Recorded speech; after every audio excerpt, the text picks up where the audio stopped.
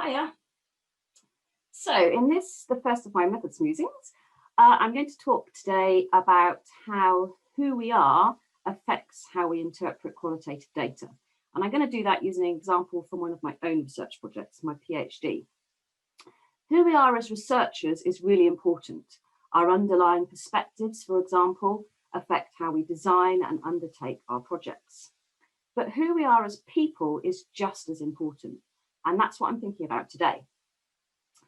So, as a little bit of context, a key concept in many qualitative methods is reflexivity, which is all about being conscious of the relationship between the researcher and the research process, taking account of the personal, contextual, and circumstantial aspects, and considering how they influence processes and outcomes.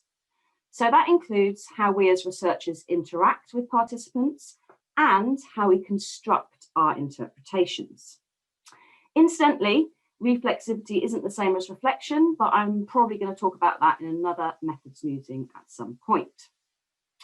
Okay, so the example I want to discuss comes from when my colleague and friend Anne Lewins and I were writing the second edition of our book, Using Software in Qualitative Research.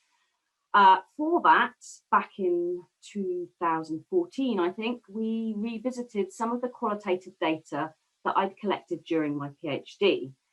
And we did that because we wanted to use elements of that research project as one of our case study examples throughout the book chapters. So it had been more than 12 years since I'd engaged with the data, and even longer since I'd undertaken the interviews, focus groups, and other data collection methods.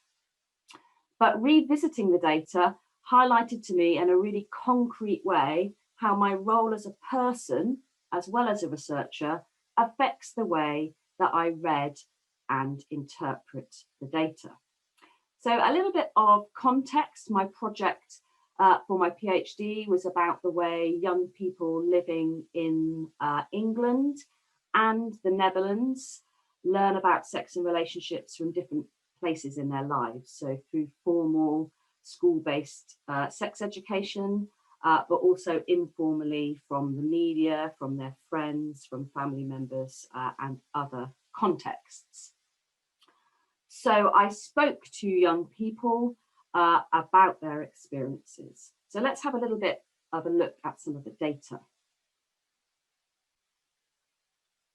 Okay, so here's a short extract from an interview when I was asking a young person how well he thought he got on with his mum, and he says very well, and then I ask why, and he gives me a little bit of context about why he gets on well with his mum, and then he says that he's just at the stage with his mum and his brother where they can pretty much talk about anything. There's not much that they can't talk about. So then I ask him to give me an example of what he couldn't talk with his mum about. And he says, well, basically sex and drugs. I couldn't talk to her about that. And I am really interested in that, of course, because those are some of the topics of the research project. So then I asked why not? And then it's the next bit of data that really highlights the issue for me. And two particular parts of the data here in this section. He says, because I don't think she'd approve of certain things that I've done and my views on certain things, I don't think that she'd really approve of. A lot of things that aren't a big deal to me, you know, that she takes a lot more seriously. So I wouldn't really discuss that with her because I think she'd be better off not knowing.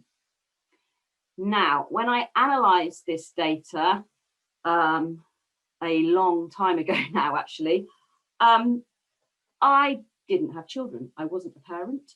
And I'm pretty sure that I didn't really think in much detail about this section of data.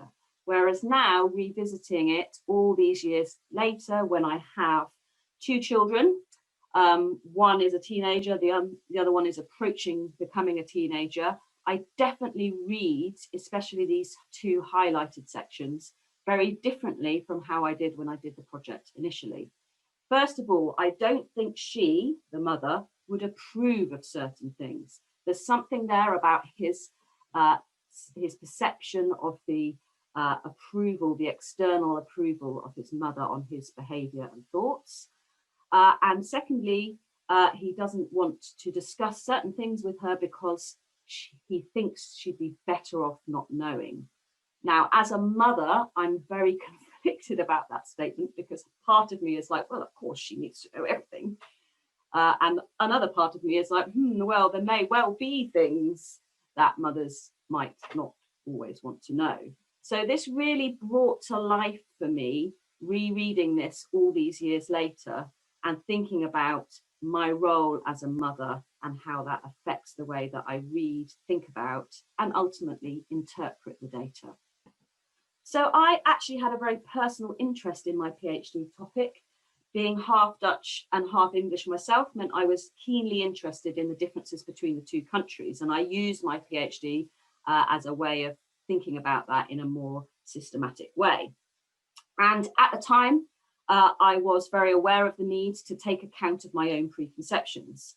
In fact, my research design was explicitly informed by this, and I'll muse about that another time probably. But it really was only when I revisited the data many years later that I realized how my stage of life, in this case, my role as a mother, really shaped the way that I read and interpreted that data. And for me, that brought reflexivity to a whole new focus for me and got me to think about it in a very different way than I had done previously.